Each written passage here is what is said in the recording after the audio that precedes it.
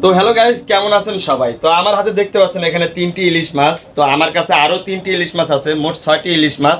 আমি বর্তমানে আছি ঢাকাতে। আমি চলে যাব ঢাকা থেকে খাগড়াছড়ি। তো এই খাগড়াছড়ি জার্নিটা হচ্ছে প্রায় আপনার 8 থেকে 9 ঘন্টা জার্নি করে। তো এই মাছগুলো কিভাবে নিব আপনাদেরকে দেখাবো এবং আপনাদেরকে কিছু টিপস শেয়ার করব। তো অবশ্যই আপনারা আমার পাশে থাকবেন এবং দেখবেন এই মাছগুলো কিভাবে নেই কিংবা নিতে পারি নাকি পারি না। অবশ্যই আপনারা পুরো ভিডিওতে থাকবেন। তো আপনাদের কাছে কোনো আইডিয়া থাকে কিনা অবশ্যই কমেন্টে জানিয়ে দেবেন। আমি জানি না, আমি আজও পর্যন্ত কখনো আমি এই মাছগুলো এভাবে নেই, এই ফার্স্ট টাইম। তো অবশ্যই আপনারা কমেন্টে জানিয়ে দেবেন যে এই মাছগুলো কিভাবে নেওয়া যেতে পারে। তো আমি আমাদের ডিপের ভিতরে প্রায় 1 বালতি পানির মতন রেখেছিলাম।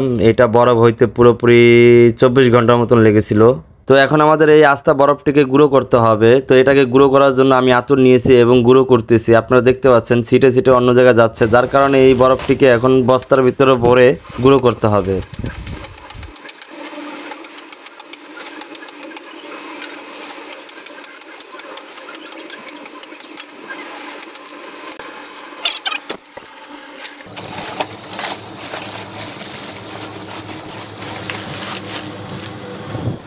তো দেখতেই পাচ্ছেন কত সুন্দরভাবে বরফগুলো টুকরো টুকরো হয়ে গেল। এখন খুব সুন্দরভাবে আমরা এই বরফগুলোকে এই ফোমের বাক্সটির ভিতরে দিতে পারবো। তার আগে বলে নেই, বাক্সটিকে আমি নিজে বানিয়েছি। ফোমগুলো কেটে এই টেপ দিয়ে বাক্সটি জোড়া দিয়ে নিয়েছি। তো আমাদের এই মাছ দেওয়া হয়ে গেলে, বরফগুলো দেওয়া হয়ে গেলে তারপর এটা প্যাকেটিং করবো। তো আপনারা দেখতে পাচ্ছেন মাছে একটা পলিথিন বাঁধা আছে। তারপর আমি এক্সট্রা একটা পলিথিন বেঁধে নিয়েছি। তার কারণ হচ্ছে মাছের যেন পানিটা বের না হতে পারে। যদিও বা কোনো কারণে আমাদের এই ফোমটি লিকেজ হয়, যেন মাছের গন্ধ না আসে। যেহেতু আমি এটা বাসের ভিতরে নিব, যদিও বা কোনো কারণে এই বাক্সটি লিকেজ হয়ে পানি বের হয়, যেন কোনো রকম মাছের গন্ধ না আসে। যদিও বা আসে, কিছুটা হলেও মাছের গন্ধ কম আসবে। তো আমাকে এক ভাই বলছিল আপনি বরফের সাথে কিছুটা লবণ দিয়ে নেন, এতে করে নাকি বরফটা টিকসই হবে এবং অনেকক্ষণ দীর্ঘস্থায়ী থাকবে। কিন্তু দুঃখের বিষয় হলো এটাই, আমি বরফে লবণ দিতে ভুলে গেছি। প্যাকেটিং করা শেষে আমার মনে পড়েছে যে বরফের সাথে আমি লবণ দেই নাই। তো জানি না কপালে কি আছে কি হবে। তো কথায় বলে না, কপালে যদি দুর্ভাগ্য লেখা থাকে তো সব দিকেই থাকে। তো আপনারা অনেকেই শুনেছেন ফেনীতে নাকি বন্যা চলতেছে। তো এর ভিতরে আমি আটকে পড়ে গেছি। এখন প্রায় 15 ঘন্টা লেগেছে।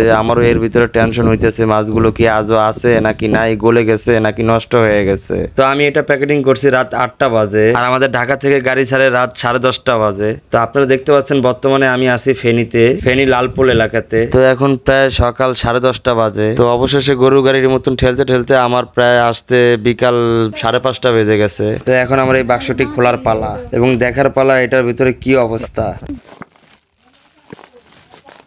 তো আপনারা দেখতে পাচ্ছেন এখনো বরফগুলো প্রায় আস্থা রয়েছে। তো আমি খুব চিন্তিত ছিলাম। তো আপনারা দেখতে পাচ্ছেন আমার এই বরফগুলো এখনো আস্থা রয়েছে। প্রায় আমার মনে হয় আরো একটা রাত থাকতে পারতো, কোনো প্রবলেম হতো না। তো যাওয়ার আগে একটা প্রশ্ন করে যাই আপনাদের কাছে, অবশ্যই জানা থাকলে বলে যাবেন যে আমার হাতে এটা কি, এটার নাম কি।